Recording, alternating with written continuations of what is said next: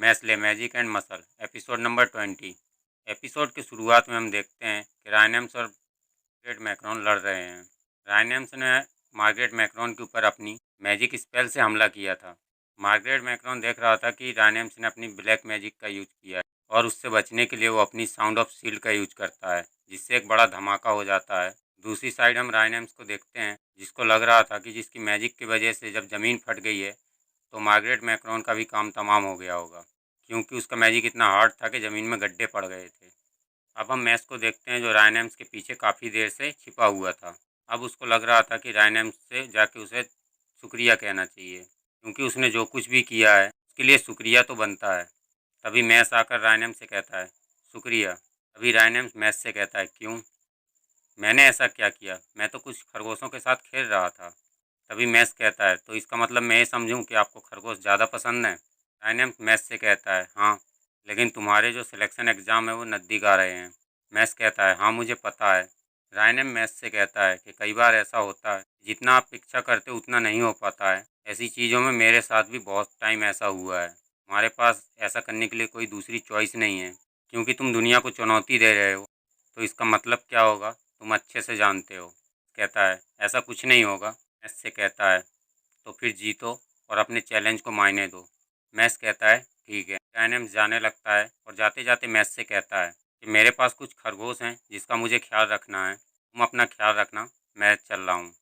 तभी मैस कहता है, ठीक है, लेकिन मुझे लगता है आप बनी को कुछ ज़्यादा ही पसंद करते हो। यहाँ पर सीन शिफ्ट होता है, हम देखते हैं कि कुछ ब्लड की ड्रॉप ज़मीन पर गिरे जा रही थी, जहाँ पर मार्गरेट मैक्रोन एक गंदे से लड़के को अपने कंधे पर लेके जा रहा था। और मार्गरेट मैक्रोन कह रहा था, ट्रिपल लाइनर जो बंदा और उसकी जो छड़ी है पावर दे रही है, पावर की वजह से एंड स्पेल का यूज कर रहा है, जो उस छड़ी की वजह से हो रही है। उसको मैं बड़ी आसानी से अपनी सेकंड स्पेल से हरा सकता था और मुझे भी ये चीज़ ट्राई करनी चाहिए थी। मार्गरेट मैक्रोन के कंधे के ऊपर जो बंदा पड़ा हुआ था वो अपने मन में सोचे जा रहा था, मार्गरेट मैक्रोन जो इतना अच्छा फाइटर है सेकंड स्पेल का यूज कर सकता था, लेकिन इस बंदे ने ऐसा नहीं किया। शायद ये सारी मेरी गलती है, जिस वजह से वो बंदा अपने मन ही मन सोचते हुए मार्गरेट मैक्रोन से कहता है, गलती हुई, आप मुझे माफ़ करो। मार्गरेट मैक्रोन कहता है, कोई बात नहीं, मैं सिर्फ बेस्ट को चुनता हूँ, लास्ट को नहीं। अब सीन शिफ्ट होता है और हम देखते हैं अकेडमी को, जहाँ पर कुछ स्टूडेंट चिल्लाए जा रहे थे। सिलेक्शन एग्ज़ाम थे वो लेट हो चुकी हैं। अब क्या होगा, अब कितने कॉइन लगने वाले हैं और कौन कौन डिवाइन विजनरी बनने के लिए योग्य है, ये सारी बातें चल रही थी। अब सीन शिफ्ट होता है और हम जाते हैं फिन के पास, जो अपने गोल्ड कॉइन गिने जा रहा था और उसको कुछ याद आ रहा था, जहाँ पर डॉट और मैस ने उससे कुछ कहा था। लोगों ने जितने भी गोल्ड कॉइन कलेक्ट किए हैं वो सारे लॉन्गडॉम से किए हैं। ऐसे में फिन ज़ोर ज़ोर से रोने लगता है और कहता है, मेरे से ये नहीं होगा। हम वापस स्कूल का सीन देखते हैं। देखते हैं लांस को, जो लांस भट्टी के सामने खड़ा हुआ था और अपने हाथ पैर सेक रहा था। उसके हाथ में एक लॉकेट था जिसमें उसकी सिस्टर की फ़ोटो थी। अपने मन ही मन बोले जा रहा था कि जल्दी मेरा वेट करना है ना। अब सीन शिफ्ट होता है और हम देखते हैं एक लड़के को, जो अभी सोकर जागा था और कह रहा था कि मुझे सोना बहुत पसंद है। और वो अचानक से जागता है, क्योंकि उसको अपना लगेज पैक करना होता है। वो बंदा अपनी नैपकिन, पानी की बोतल वगैरह वगैरह बहुत सी चीज़ें अपने बैग में भरने लगता है। अब सीन दोबारा शिफ्ट होता है और हम देखते हैं मैस और उसके डैड को अपने घर पर बैठे थे। कि डैड मैस से कह रहे थे कि बेटा, जो तुम मैजिक यूज नहीं कर सकते हो, ये तुम्हारी एकेडमी को पता चल गया है ना, तो तुमने ये बात उनसे छिपाई, इसके बदले में वो तुम्हें सज़ा भी देने वाले हैं। हमारा मैजिक उन लोगों को शो नहीं हुआ तो भी तुम्हारे साथ हो रहा है, इन सारी चीज़ों की वजह मैं हूँ। इसीलिए मैं तुमसे माफ़ी मांगना चाहता हूँ। मैं तुम्हें एक नॉर्मल इंसान बनाना चाहता था और इसी वजह से ये सारा कुछ हुआ है। तभी मैस अपने डैड से कहता है कि आपने मुझे अब तक जो कुछ भी दिया है वो बेस्ट था। मैस कहता है कि जो मुझे सोसाइटी से सीखने के लिए मिला है उससे मैं बहुत खुश हूँ। कि डैड, आपने जो कुछ भी मुझे आज तक दिया है या मेरे लिए जो कुछ भी किया है वो सबसे बढ़िया था। और मुझे स्कूल में से भी बहुत प्यार मिला है। मेरे दोस्तों को भी पाकर मैं बहुत खुश हूँ। जो क्रीम पफ मैं यहाँ खाता हूँ वैसी फीलिंग मुझे और कहीं नहीं आती। और मैं आपके साथ रह कर के बहुत खुश हूँ। थैंक यू पापा। मैस के पापा बोलते हैं, ठीक है बेटा, सेफ वापस आना। सीन शिफ्ट होता है वापस एकेडमी का, जहाँ पर डिवाइन विजनरी बनने की कुछ कंडीशन थी। एग्ज़ाम को 3 हिस्सों में बांटा गया था। पहला था सिक्कों को कलेक्ट करना, दूसरा था कैंडिडेट सिलेक्शन का, तीसरा जो फाइनल था उसमें डिवाइन विजनरी चुना जाना था। अब अरेना में कुछ लड़के थे जो चिल्लाए जा रहे थे कि कितने गोल्ड कॉइन्स लगेंगे इस बार डिवाइन विजनरी के सिलेक्शन में। और एक बंदा था जो कह रहा था कि इनोसेंट ज़ीरो की वजह से जो अपने एग्ज़ाम जो थोड़े ब्रेक हो गए हैं, ब्ला ब्ला कुछ बहुत कुछ कहे जा रहे थे। एग्ज़ाम के लिए 12 कैंडिडेट को चुना गया था, जिसमें एक नाम था मोर टोमेटो जो लांगडोम से था और उसके पास 3 सिक्के थे। दूसरा पोंटोरस ओर्काडोम से, जिसके पास भी 3 सिक्के थे। तीसरा डोल्व मार्स लांगडोम से था, जिसके पास भी 3 सिक्के थे। एवलांस रसल लांगडोम से था, उसके पास भी 3 सिक्के थे। मैक्स लैंड एल्डरडोम से था, जिसके पास भी 3 कॉइन थे। एरियो मॉरिस एल्डरडोम से था, उसके पास भी 3 कॉइन थे। बैरट एल्डरडोम से था, पास भी 3 कॉइन थे। एल्डरडोम से था, उस भी 3 कॉइन थे। कारपाकियो लुओलांग ऑर्काडोम से था और उसके पास 4 सिक्के थे और वो कह रहा था इस सोसाइटी में मैजिक ही सबसे बढ़िया चीज़ है। देखते हैं लांस क्राम्स को, जो एल्डरडोम से था और उसके पास 5 कॉइन थे और जो कह रहा था कि बिना मैजिक के आप कुछ भी नहीं हो। नेक्स्ट था मार्गरेट मैक्रोन ऑर्काडोम से और उसके पास भी 5 सिक्के थे और वो कह रहा था इस सोसाइटी में एक से एक जादू यूज करने वाले भरे पड़े हैं। अब हम देखते हैं हेडमास्टर को, जो कह रहे थे कि मार्गरेट मैक्रोन भी इस साल हिस्सा ले रहा है, तो फिर ये बहुत ज़्यादा डिफ़िकल्ट होने वाला है। अब हम देखते हैं मैस बर्नर को, जो कि एल्डरडोम से था और उसके पास 7 सिक्के थे। अब जो एग्जामिनेशन के लिए बंदे गए थे, वो सारे के सारे चाइना में एंटर कर रहे थे। हम देखते हैं लांस को, जिसको अपनी सिस्टर की याद आ रही थी, और हम देखते हैं एक फ्लैशबैक जिसमें उसकी बहन आइसक्रीम खा रही थी और गलती से उसके हाथ से आइसक्रीम गिर जाती है, जिसकी वजह से वो अपनी मॉम को सॉरी मम्मा बोले जा रही थी। अब हम मैस को देखते हैं, जो अरेना की तरफ एंटर कर रहा था और उसको वाटर मैडी नाम का बंदा सामने आकर रोकता है और मैस से वो कहता है, जो ह्यूमंस को स्टैंडर्ड से डिफाइन किया जाता है, मेरे ख्याल से इस सिस्टम में तुम एक बग हो, सिस्टम को बर्बाद कर रहे हो।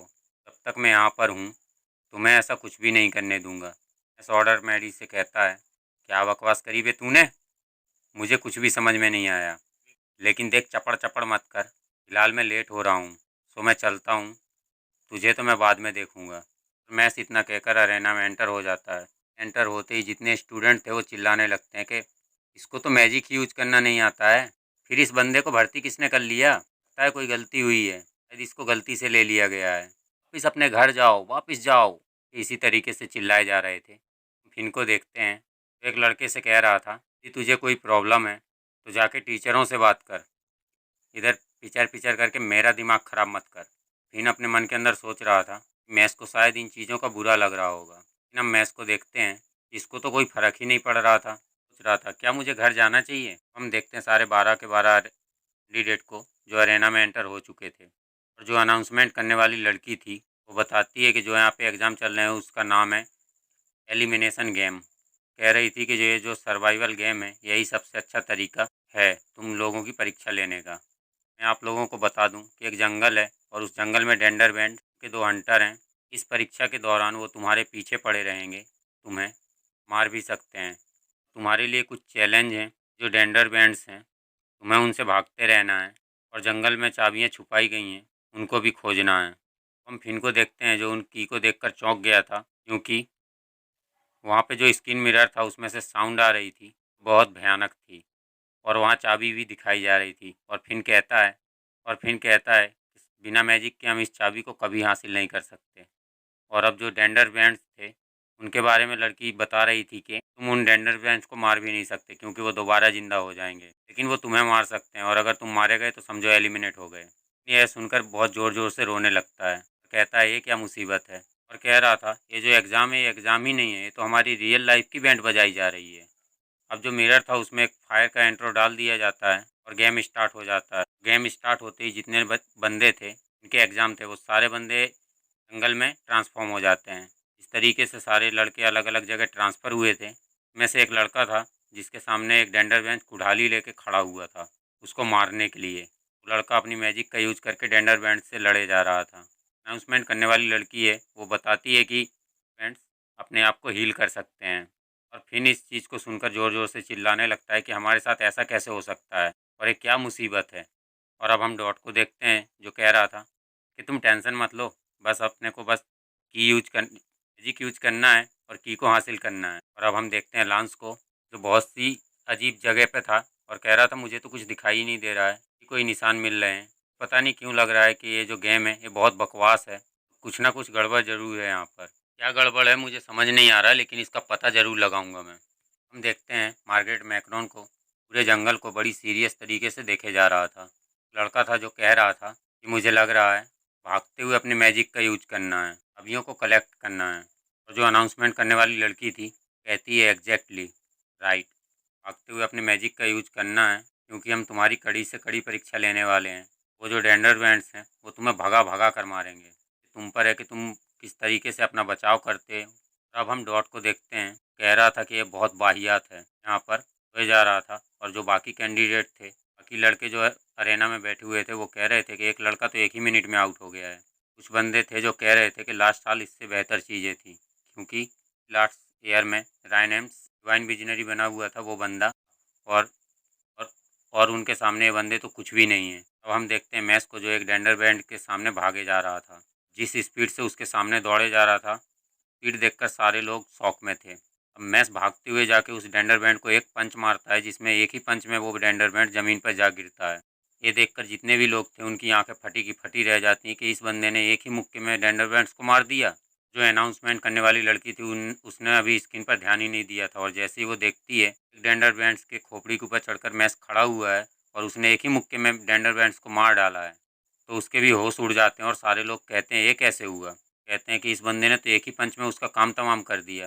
और अब हम मैस को देखते हैं, जो कह रहा था ये तो एकदम मूंगफली के दाने के जैसा है, और इसको मसलने के बाद मुझे ही काम करना है, उन चाबियों को खोजना है। और इसी के साथ ये एपिसोड यहाँ पे ख़त्म हो जाता है। तो थैंक्स फॉर वॉचिंग। अगर आपको कुछ भी पसंद आए या नहीं आए तो हमें मैसेज करें और बताएं।